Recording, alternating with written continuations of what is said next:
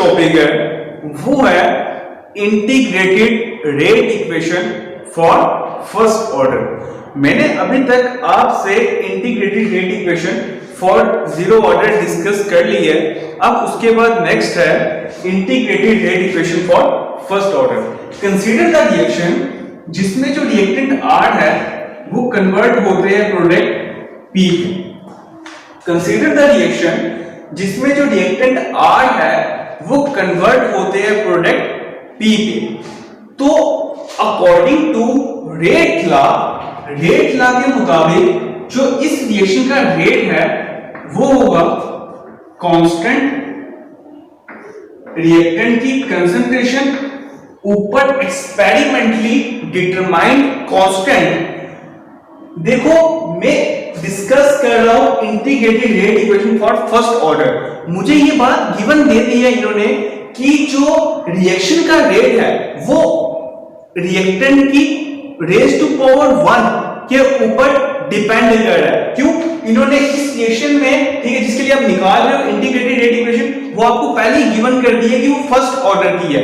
First order की मतलब जो एक्सपेरिमेंटल डिटरमाइंड कांस्टेंट है ना इस रिएक्टेंट के ऊपर वो होगा 1।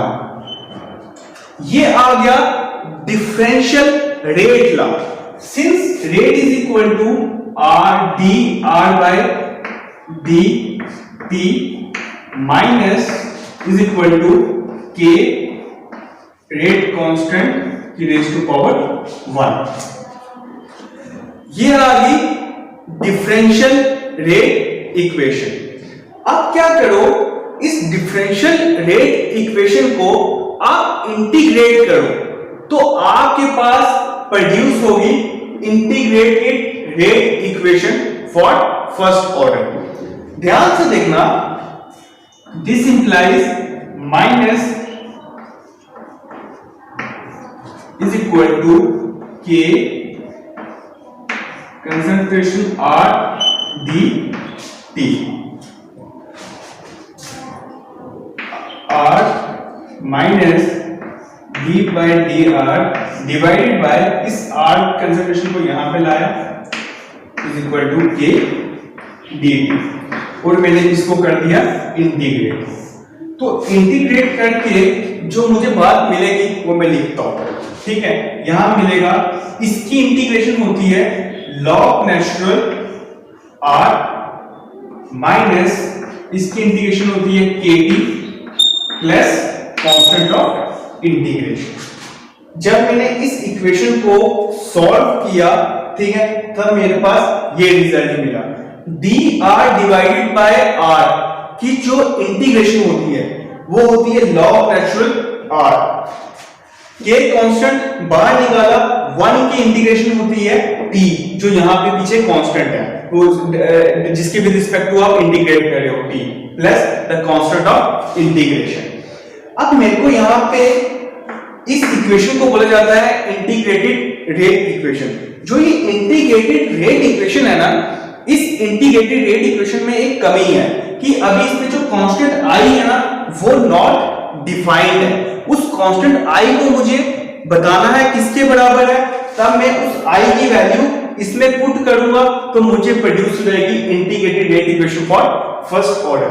देखो मैं i की वैल्यू कैसे निकालता हूं, ध्यान से देखना। देखो एक बात बिल्कुल ध्यान से सुनना, जब रिएक्शन में टाइम 0 था, मतलब जिस समय रिएक्शन शुरू ही नहीं हुई, ठीक है, जिस समय t 0 था, उस समय जो रिएक्टेंट की कंसंट्रेशन थी ना वो पता क्या थी, R नॉट। R नॉट का मतलब जो उसकी मैक्सिमम कंसंट्रेशन है, ठीक है, जिस समय रिएक्टेंट जरा सा भी यूटिलाइज होकर प्रोडक्ट नहीं बना उस समय, ठीक है, उस समय जो टाइम है वो t इक्वल टू 0 और R की कंसंट्रेशन R नॉट, जिस समय रिएक्टेंट जरा सा भी यूज करके प्रोडक्ट नहीं बना, ठीक है, मतलब at t equal to 0 R is equal to R naught. This implies minus log natural R की जगह मैं पुट करूंगा R naught, ठीक है, t की जगह पुट करूंगा 0, ठीक है, k multiply 0 plus I. This implies, ध्यान से देखना, minus log natural R naught is equal to I. तो मुझे आई की वैल्यू मिलेगी ना, आई इज इक्वल टू, मुझे आई की वैल्यू क्या मिली, I is equal to minus R minus log natural R naught. इस आई की वैल्यू को, ठीक है, मैं इस इक्वेशन में पुट करता हूं तो मुझे क्या चीज प्रोड्यूस होती है, देखो minus log natural R is equal to k t plus I की वैल्यू क्या है, ठीक है, minus log natural R not, ठीक है, मैं यहां लिखूंगा minus log natural R not. This implies, ठीक है, minus log natural R is equal to k t minus log natural R not. This implies इस लॉग नेचुरल आर नॉट को उस तरफ ले जाओ तो मेरे पास प्रोड्यूस होगा के टी को वहीं रहने दो, जो ये माइनस लॉग आर नॉट है ना, इसको इस तरफ ले आओ तो प्रोड्यूस होगा minus log natural R plus log natural R not. This implies K T is equal to, ये किसके बराबर होता है, लॉग की प्रॉपर्टी लगाओ, log A minus log B किसके बराबर होता है, log A divided by log B, ठीक है, उस प्रॉपर्टी को मैं इस्तेमाल कर रहा हूं और मैं लिख रहा हूं log natural R not divided by R, ठीक है। ये आ गई मेरे पास इंटीग्रेटेड रेट इक्वेशन, ये आ गई इंटीग्रेटेड रेट इक्वेशन। अब मैं इस नेचुरल लॉग को सिंपल लॉग में कन्वर्ट करता हूं तो उसका फार्मूला ये है 2.303, ठीक है, log simple R not divided by R. तो मैंने यहां पे क्या किया, लॉग नेचुरल को कन्वर्ट कर दिया लॉग सिंपल में, ठीक है। This is all about the integrated rate equation. जो मेरे पास इंटीग्रेटेड रेट इक्वेशन प्रोड्यूस हुई वो ये वाली है फॉर फर्स्ट ऑर्डर रिएक्शन। क्या इक्वेशन है वो, K T is equal to 2.303 log R not divided by R. This implies K को मैं लिखता हूं ऐसे, is equal to 2.303 divided by T log R not divided by R. सही, मैंने यहां पे लिखा। तो यहां से मैं ये रेट कांस्टेंट के को कैलकुलेट कर सकता हूं। इंटीग्रेटेड रेट इक्वेशन का मेन काम क्या होता है, रेट कांस्टेंट को निकालना। ये मैंने मैथमेटिकली बताया कि कैसे रेट कांस्टेंट निकलेगा, अब मैं आपको यही बात ग्राफिकली बताता हूं। ध्यान से देखना, इसको मैं थोड़ा रीअरेंज करके लिखता हूं। रीअरेंज का मतलब बिल्कुल ध्यान से देखना, रीअरेंज का मतलब देखो के टी ऐसे, ये 2.303 नीचे is equal to log of R not minus log natural R. मैं नेगेटिव दोनों से कॉमन लेता हूं, इसी चीज को मैंने ओपन करके ये एक्सप्रेशन बनाई, तो मैं यहां से नेगेटिव कॉमन लेता हूं तो मुझे प्रोड्यूस होगा माइनस के टी 2.303, ठीक है, log natural R minus log natural log simple R not, ठीक। ये मेरे पास इक्वेशन प्रोड्यूस होगी। इस इक्वेशन में क्या है, ध्यान से देखना, इस इक्वेशन में क्या है, ठीक है, ये स्ट्रेट लाइन की इक्वेशन है। इस इक्वेशन को y is equal to mx plus c में लिख सकते हैं। तो उस इक्वेशन को, किसी भी इक्वेशन को अगर y is equal to mx plus c में लिखा जा सके तो उस इक्वेशन को बोलते हैं, ठीक है, स्ट्रेट लाइन की इक्वेशन। देखो मैं इसको थोड़ा सा ना और मॉडिफाई करके लिखता हूं, ठीक है, बिल्कुल ध्यान से देखना। मैं इसको लिखता हूं थोड़ा सा मॉडिफाई करके इस इक्वेशन को।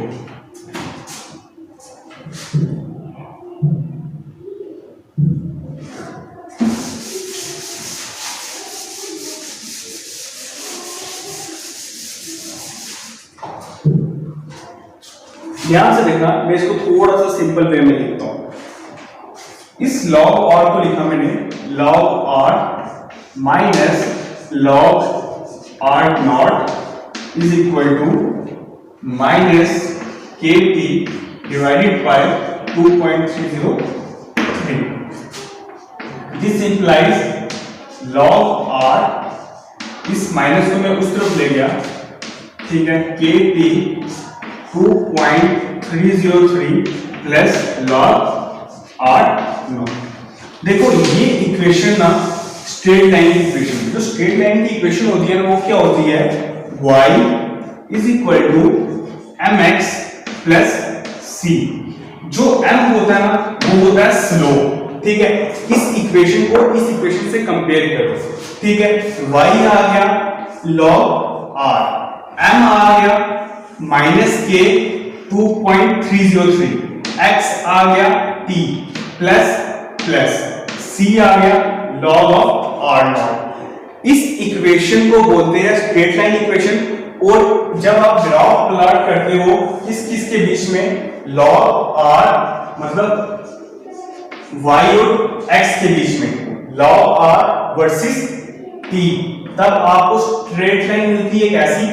और इस लाइन का जो स्लोप होता है वो है m, वो किसके बराबर है, माइनस के divide by 2.303 from the slope, ठीक है. जो आपको मिलेगा उसको 2.303 से मल्टीप्लाई करो और उसका सिंबल प्लस से माइनस कर दो, ठीक है. तो वो प्रोड्यूस हो जाएगा आपसे graphically rate constant. This is all about the integrated rate equation for first order. Zero order की मैंने पुराने लेक्चर में डिस्कस कर ली और फर्स्ट ऑर्डर की मैंने इस लेक्चर में डिस्कस कर ली. अब उसके बाद लास्ट काम है half life period for first order reaction. Half life period क्या होता है, टाइम, जिस टाइम पे जो रिएक्टेंट की कंसंट्रेशन है हाफ हो जाए स्टार्टिंग कंसंट्रेशन के, उस समय जो टाइम होता है ना उस टाइम को बोलते हैं हाफ लाइफ पीरियड. देखो वो इंटीग्रेटेड रेट इक्वेशन है फर्स्ट ऑर्डर की, क्या है, के T is equal to 2.303 log of R not divided by R. यही है. देखो हाफ लाइफ पीरियड क्या होता है, ठीक है, जब आर की concentration starting concentration R not की आधी हो जाएगी उस समय, ठीक है, जो टी है ना वो हो जाएगा T1/2. मतलब जब रिएक्टेंट की कंसंट्रेशन हाफ हो जाएगी, ठीक है, स्टार्टिंग कंसंट्रेशन के, उस समय जो टाइम होगा ना उस टाइम को बोला जाएगा half life period. This implies K T की power 1/2 is equal to 2.303 log of, ठीक है, ऊपर आर नॉट, आर की जगह R not divided by 2. This implies K T की power 1/2 is equal to 2.303 log of 2, R not cancel, ये third term की term ऊपर चली जाएगी, ठीक है. दिस इंप्लाइज टी की power 1/2 is equal to 2.303 log of 2 divided by constant के. ये आ गया half life period. This is all about the integrated rate equation for first order. इसमें आप log 2 की वैल्यू डाल सकते हो. log 2 की वैल्यू जब 2.303 से मल्टीप्लाई करोगे तो आपको मिल जाएगी 0.69 डिवाइडेड बाय k, तो वो आ जाएगा हाफ लाइफ.